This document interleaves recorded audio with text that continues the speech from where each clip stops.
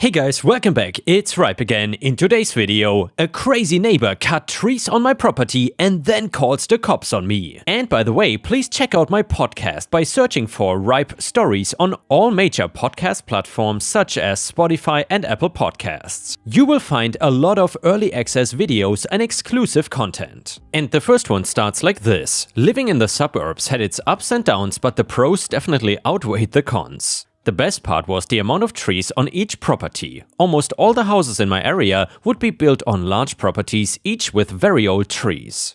These were ancestral properties passed down through generations. A lot of my neighbors had chosen to cut down at least half the trees that stood on their land for various reasons, but I absolutely refused to do so myself. And by the way guys, OP posted a ridiculous amount of identifying information that would pretty much exactly tell us where he lives, so obviously I won't show that on YouTube. Anyway, I often found myself strolling through the leaf-strewn paths feeling a deep connection to the land and its history. One tree in particular held a special place in my heart, an ancient oak that stood majestically at the far end of my property. Its gnarled branches reached out like arthritic fingers as if grasping onto memories of bygone eras. Under that old oak, I would spend countless afternoons with a worn-out book, immersing myself in fantastical worlds, escaping the humdrum of reality. But it was not just about the beauty and serenity they provided. These trees were vital to the ecosystem, fostering a delicate balance that supported a diverse array of wildlife. Birds of various species called their branches home, singing joyous melodies to the rising sun each morning. Squirrels and chipmunks would dart playfully among the foliage, while rabbits and other small creatures found shelter and sustenance within the thick undergrowth. Despite the allure of preserving these magnificent trees, pressure from modernity loomed on the horizon. Some of my neighbors, enticed by the allure of bigger houses and extensive gardens, succumbed to the temptation of cutting down the trees that once graced their properties. I empathized with their desires for change and growth, but the thought of sacrificing the legacy of these age-old sentiments weighed heavily on my heart. While I understood most of my neighbors when they chose to cut down a few trees, there was one that always pissed me off. The person who lived on the property right next to mine was something out of a nightmare. He had zero regard for nature or history, and a few other tree huggers and I tried talking to him when we noticed that he was cutting down too many trees from his property.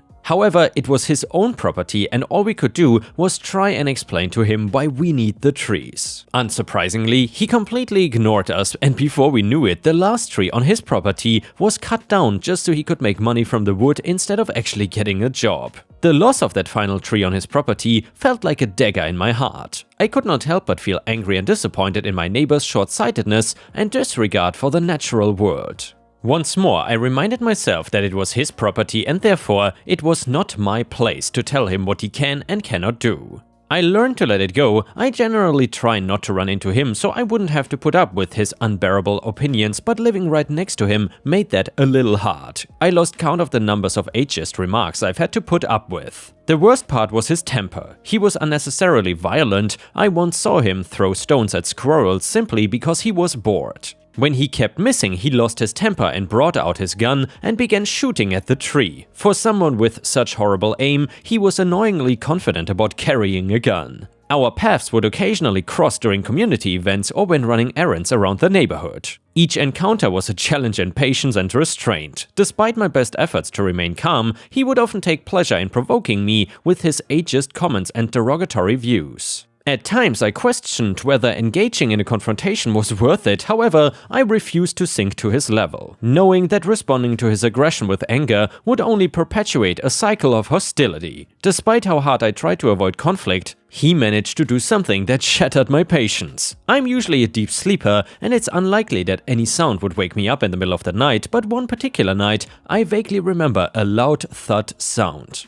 It sounded like it came from my backyard, but a part of me felt like it was all a dream and I went back to bed. In the morning, I meant to go check if the sound was real, but I was late for work and left in a hurry. All the stress from running from one place to another made me completely forget to go check on my backyard. That night I heard the sound again. I couldn't ignore it anymore. A sound loud enough to wake up someone like me had to be real.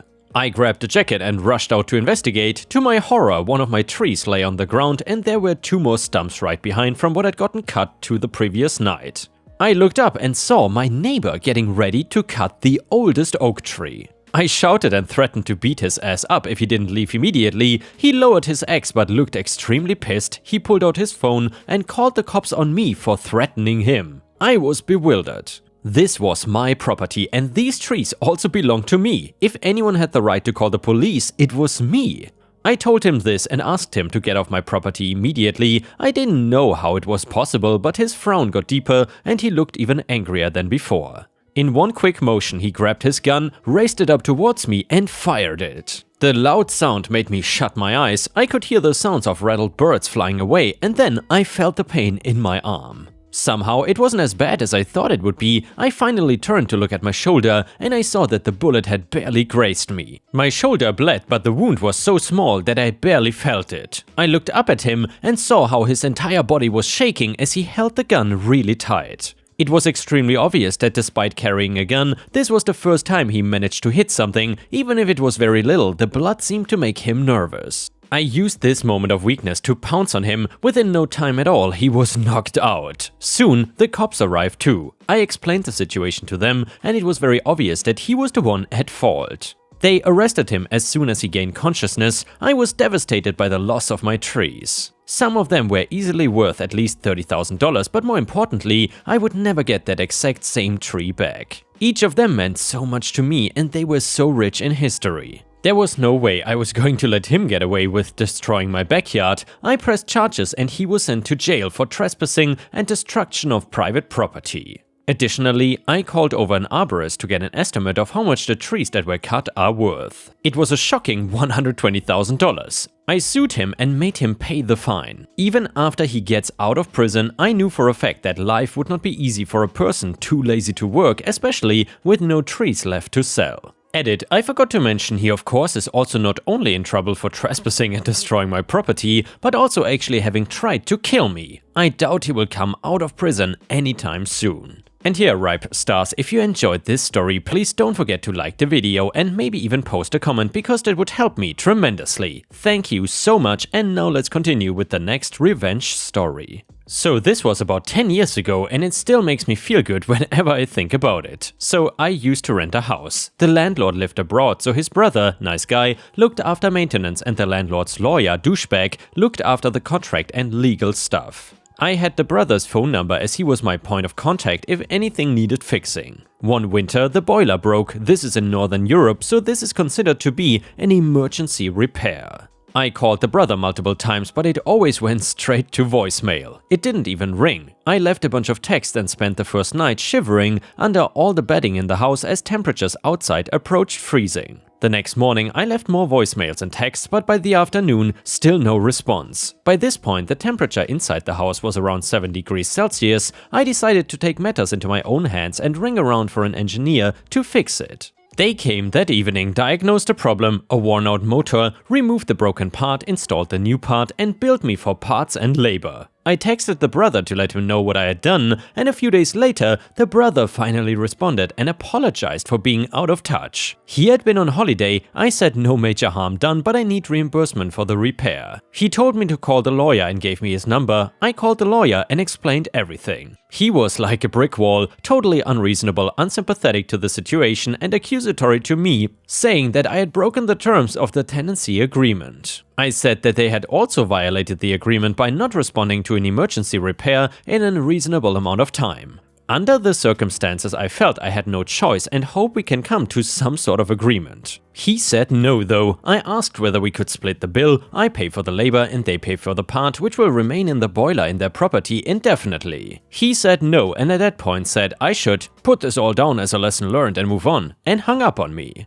I was not very happy to say the least. The bill was pretty significant and I had effectively repaired their boiler for them free of charge. Not to mention the inconvenience and discomfort of being without heating in winter. I was looking at the engineer's bill wondering what I could do, and then realized the bill has my name, my phone number, my signature on it, and the part and its cost clearly listed. I waited 8 months until the tenancy agreement expired and then moved out. I was planning to anyway. I called the same engineer and asked him to remove the motor from the boiler. He questioned why, but I talked around it, paid him cash, and all was good. It obviously cost me more money, but ended up being totally worth it. When I moved out the next day, I made sure everything was spotless and left the property like a perfect tenant. The brother came to inspect the property, he had a cursory look around to check nothing was obviously damaged and then bid me goodbye and I gave him the keys. Thankfully, he did not check whether the boiler was working, why would he? He knows that I would have informed him immediately had it broken again. Either way, the security deposit landed back in my account a few days later.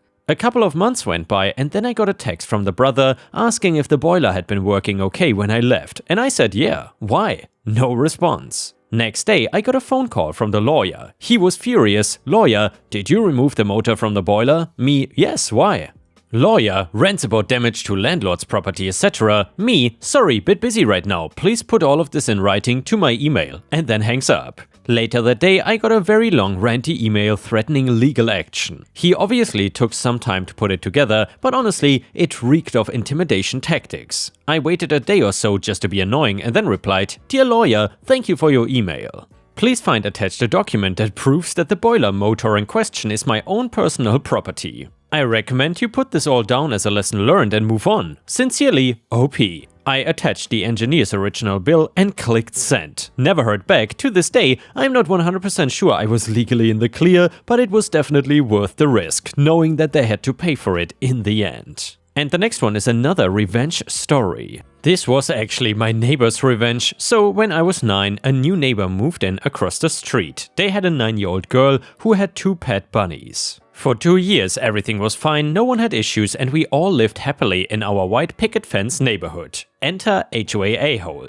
Now this HOA a-hole lived on the other side of new neighbors. Our HOA was fairly reasonable. Don't paint your house neon pink, cut your grass, otherwise you're safe. But this HOA a-hole was high ranking on the board and had a tendency to nitpick about stupid things. After 2 years, HOA a-hole had gotten bored and decided it was a problem that new neighbors had bunnies. Why, you ask? Because deep in our HOA bylaws it states that you cannot have any non-domesticated pets. Bunnies, even though theirs had never been left outside or hurt any of the kids, were considered non-domesticated. HOA a-hole made a stink to the board and insisted that something must be done immediately. HOA sends a letter that the bunnies get gone ASAP or fines would start accumulating. New neighbor tried to go talk to HOA a-hole and explain that they are his daughter's pets, are harmless, etc. HOA a-hole wanted none of it, smirked and told his daughters to tell bugs bye-bye. What HOA a-hole did not know is that the new neighbors were only a few weeks away from moving back across the country to be closer to family. They had done a private sale on the house, no signage outside, and most people did not even know. New neighbor could have just ignored the letter and he would have been gone before the fees could hit. But no, that would be too easy. What did he do instead? He drove to a friend's property in a rural area of town, captured 4 wild bunnies and set them loose in the neighborhood the day before he moved. And boy, did those bunnies do what bunnies do. And where did they do it? In the HOA a-hole's backyard, where he and his wife had spent years creating a bushy, flowery oasis. Within a month or two, the bunny population doubled, a few more, and it tripled. Within a few months, our neighborhood was overrun. For the most part, they were harmless, stayed out of the way, and added a homey feel to our yards. For HOA a-hole, it was havoc on this beautiful yard and he spent months petitioning that the HOA eradicate them to no avail. 20 years later and the neighborhood is still a bunny hideaway. HOA a-hole still lives there and has long given up on protecting his beautiful backyard from the bunnies. All because he would not leave a 9-year-old girl's pet bunnies alone. Edit, thanks to everyone who pointed out that I absolutely flubbed the incredible opportunity to coin HOA hole. I will likely look back and regret this at least once a year for the rest of my life. Right on, you clever a-holes. And the next one is a story from r/am-I-the-jerk. We put in a pool a few months ago and the pool deck is still in progress. It's all dirt/stone currently. The kid down the street who's a bit older than our kids saw us in the pool from the road today and came down to ask if he could swim. We really didn't want anyone because it's still a disaster out back, but I said he could if his mom was coming over. He came back 10 minutes later in swim trunks with a towel and no parent in sight and said she couldn't come. My wife let him go in anyway and was texting his mom, but I told her I'm going to talk to the parents and tell them that going forward the rule is no parent, no pool. I'm not running a daycare all summer and I don't feel like being held hostage to stay outside because the kids are all playing. The kid is quite a bit older, but just because they are fine with him running around the neighborhood does not mean I want him stopping by uninvited every time he sees us outside. My wife does not want me to say anything, she just says to just tell him next time that we are going inside, but I don't feel like lying and he would still see us from the road. I wanna set the ground rules early. So Reddit, would I be the a-hole for telling them he cannot just come by every time we are out back and that when he does they need to be with him? So comment number 1, not the a-hole, your private pool is not a community pool, FFS, and I'd be ashamed and embarrassed as hell if that were my kid. I would not even go with him, I would tell my kids we have no business bothering others to use their pool, because that is so rude. Comment number 2, not the a-hole, it's a reasonable rule. Plus you have to think of liability if anything happened to this child. I agree with you, lying to this kid is not gonna help. If he shows up without a parent, send him to go get one. Are you positive that he is even asking his parent to come, or just tell the parent, neighbor said I can use their pool?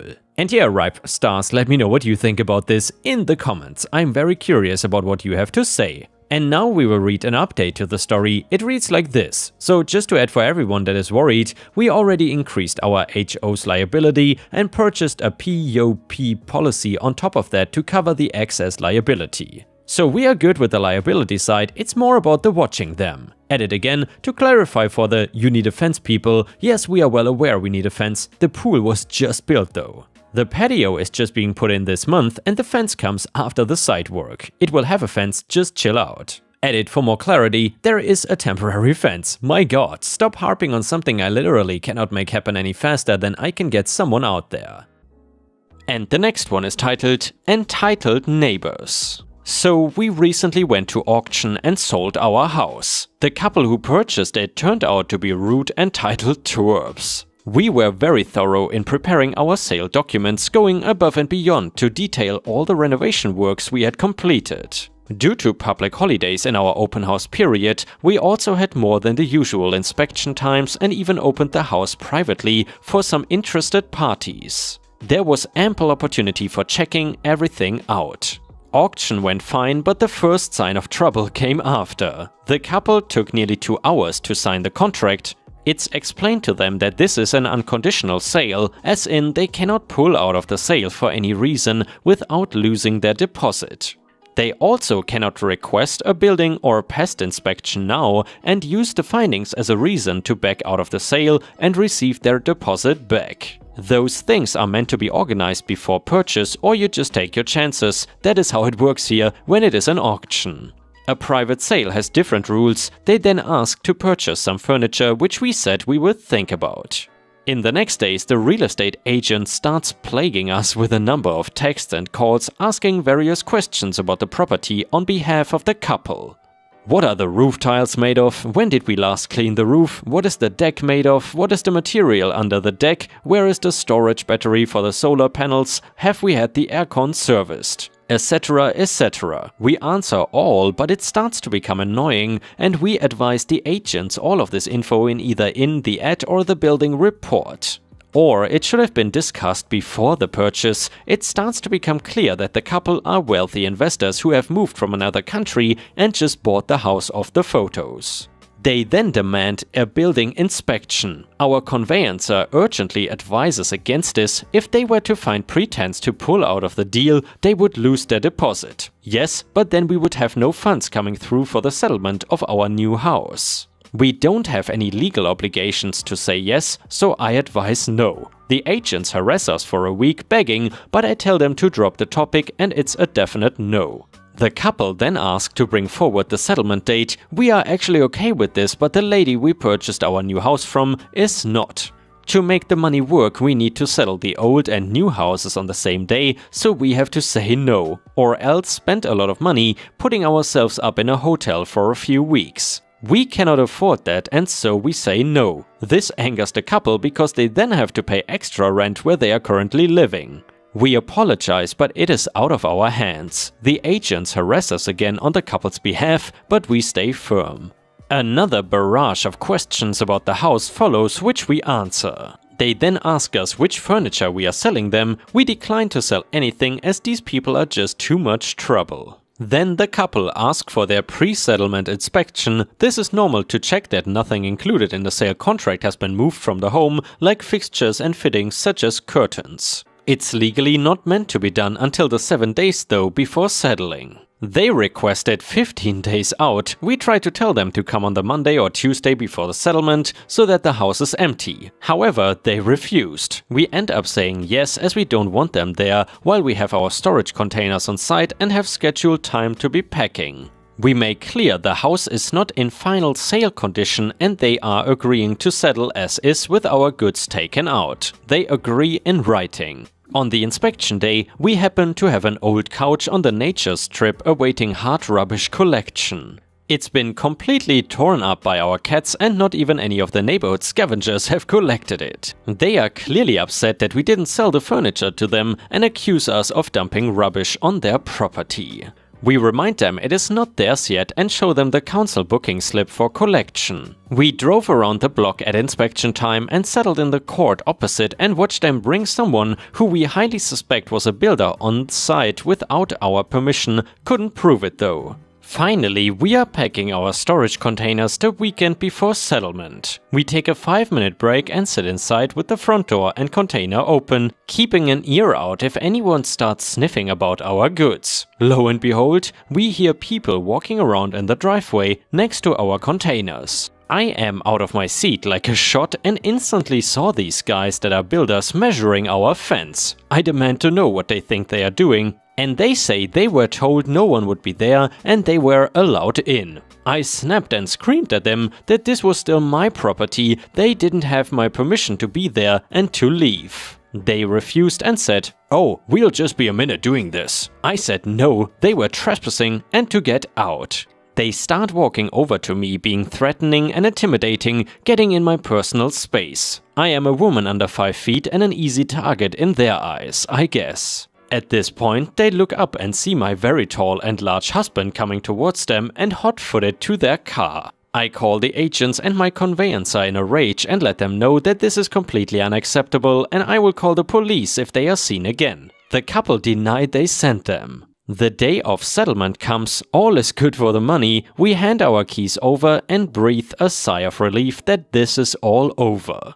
But it isn't. We get an angry email from the couple's conveyancer claiming we left goods on the property and did not leave it in fit condition for settlement. And also that as his client was not allowed on the property, he could not check for this properly. We reminded the conveyancer that his client already put in writing that they came to inspect too early and accepted the condition of the house. He attaches pictures of the goods they want picked up. It's a bag of rubbish we forgot in the shed, probably from the day their builders came and we were distracted. In the photos are also things like spare fence pickets and roof tiles which we left as a courtesy. Fine, we say, this is all too hard, we will come and get it. So we have to get permission to go on the property as it is not ours anymore. My husband gets there and starts packing up everything in the photo. The owners then freak out and demand that he leaves everything there. My husband refuses until they put in writing what they want left. Begrudgingly, they write that they want the fence pickets and all the spare bathroom and roof tiles left. Then my husband takes the paint tins we left. Remember, we just renovated before we sold, so we left some paint for touch-ups. They want him to leave it all there, but refuse to put it in writing, so he takes it all and the snail pellets too. Oh well, the garden has a massive snail problem, but they can pay out of their own pocket to deal with it now. In the end, all they really wanted gone was the bag of rubbish and the decorative steel panels at the back of the house, which we left as a fixture/fitting as per contract, but anyway, they just made a fuss as retaliation about the builder to inconvenience us. The icing on the cake, they demanded my husband change the alarm code for them on his way out. He told them no, it was not his responsibility to do that, and also he had left them detailed written instructions on how to do it themselves. They said they couldn't figure it out, he shrugged and told them, "Get a technician then," and walk out. By contrast, our new home, the previous owner left us a long handwritten letter explaining how the house works, some menus of her favorite takeout, and her number if there were any questions. She left us spare light globes, electrical parts, fittings, and spare floorboards. We were happy about that as we intend to change out the old carpet and can now match the rest of the flooring. We found that she left behind some handwritten recipes and cookbooks. We texted her thanks for the notes and would she like her books. She was so grateful, that is how it should have gone. The people we sold to were so awful to deal with. If they had been nicer, we would have left the couple a handwritten note of our own, explaining to avoid the neighbor on the right as he has no sense of social norms and the only way to get him to leave is to slam the door in his face. Oh, and also he has a severe pest problem on his property. It's a giant forest in suburbia and he doesn't maintain it. Oh well, hope they don't mind rodents, ticks, all manners of spiders, including nests of redbacks, jumping jack ants, eastern brown snakes and foxes. Or grass that is as tall as your shoulder. We also would have explained to avoid the neighbor to the left who we were sure was a drug dealer, bickies at his house at all hours, constantly having roof plumbing done, pressure washes his truck most days to clean the residue, and in his off time he plays with power tools in a manner that can only be described as grinding a block of steel. Looking back, it actually was not a great place to live. I hope they enjoy. And with this, we have reached the end of the video. However, if you cannot get enough of my content, please check out my endless playlist, where you can find thousands of hours of content. In addition, please don't forget to subscribe to my channel to not miss any of my daily uploads. Thank you so much in advance, and I hope to see you again tomorrow.